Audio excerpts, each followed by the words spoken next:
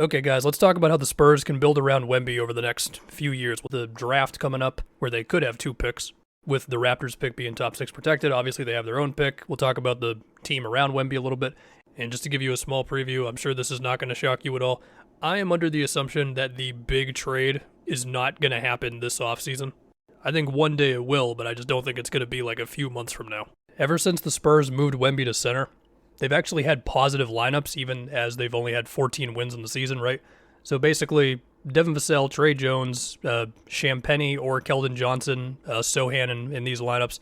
Those guys around Wemby, like the net ratings on those lineups, again, are positive. And I mean, Wemby's great on both sides of the floor. We don't really need to talk about him that much. It's just a given. Like, we all know how great he is. Let's talk about Devin Vassell. He's averaging 5 pick and rolls per game. He's averaging about 2 to 3 DHOs per game. This is all just on NBA.com. When you're watching the game, it feels like more because it probably is more. NBA.com is very strict with what they consider a play type. The point being is, when you go down Vassell's assists lately, there's some good moments. There's a lot of jump passes.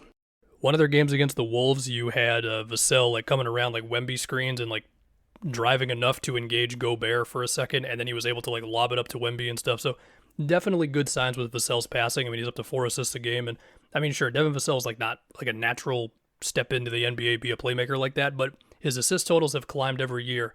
I think we're seeing the signs that Vassell can be probably not the lead ball handler of an entire offense making plays for everybody, but definitely a secondary ball handler, and he's also averaging 20 a game, of course. I mean, the shot making moves off ball.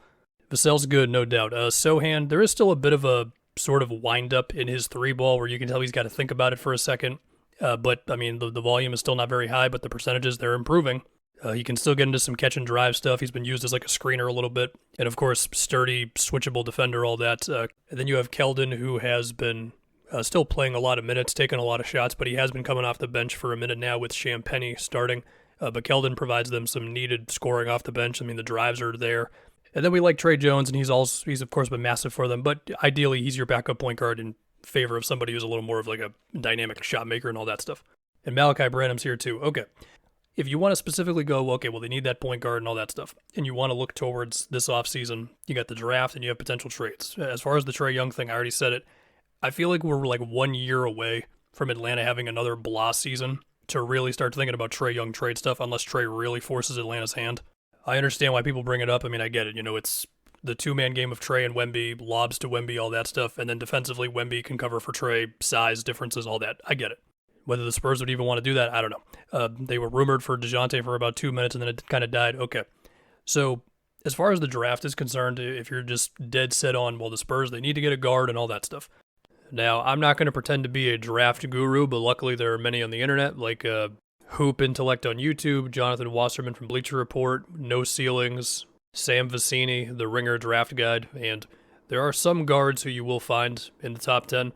The one guard who is consistently within the top 5 is Nikola Topic. I've heard it pronounced as Topic and Topic. I have no idea who's right at this point. He's a big guard. I think I mostly see him listed at 6'6". Some things list him as 6'7". And his whole thing is attacking the basket, getting downhill, working off of screens where he can draw multiple defenders, make plays for other guys. The questions with him are mostly around his shot from 3, from mid-range, as well as his defense at the NBA level. Then you have other guards where it's kind of divisive between the draft guys, where like some guys have Reed Shepherd higher, some have him closer to around number 10. Shepherd seems like a strong all-around player, great shooter, fights around screens really hard. He gets a lot of steals. He almost averages 1 block a game as a guard. Can make plays for guys. And I know the term connective passer is like a little bit of a meme, but he definitely fits that mold as well. Like, he'll catch it, drive, and then make the next play for somebody. He's good at hit-ahead passes and all that. The big thing, though, is he's 6'3", and there's questions about his like self-creation skills. Speaking of guards on Kentucky, there is his teammate Rob Dillingham, who is probably consensus lower than Shepherd. He's like a shifty pull-up shooter. Now, if we're going to look at non-guards, I think Zachary Reese-Shea would be huge for the Spurs and kind of anybody. I mean, he's a 6'9", 6'10" wing who made a lot of strides as a shooter recently. He can attack off the catch. He projects well as a team defender, overall defender, really. And, I mean, we will see like if he can be like a great shot creator in time and stuff. But, yeah, people like him a lot. And I think if you're going to look at non-guards, that would be really good for the Spurs. Like, he would obviously work, but I think he would work for kind of anybody. Now, Alex Sarr is also like atop a lot of big people's big boards, and I mean he's like a 7'1" big who can like be versatile defensively and stuff. His defensive ceiling is very high, and offensively, he's shown signs as like a shooter and a playmaking hub for like DHOs and finding guys on cuts, but that's going to be a little more of a process. And this is just me quoting the things that I've seen from draft people. They say Sarr's potential is very high. That said, if it's not a seamless fit with your roster, he might not be the immediate pick wherever you might be picking. Is that the type of guy you're putting next to Wemby? Like, it's certainly easier to imagine a guard or a wing. With that being said, I mean, defensively, yeah, that would be, like, insane. Then you got Cody Williams, brother of J-Dub, and Stephon Castle, two taller guys who can make plays with the ball in their hands. And they're good defensively. And Ron Holland has been divisive as well.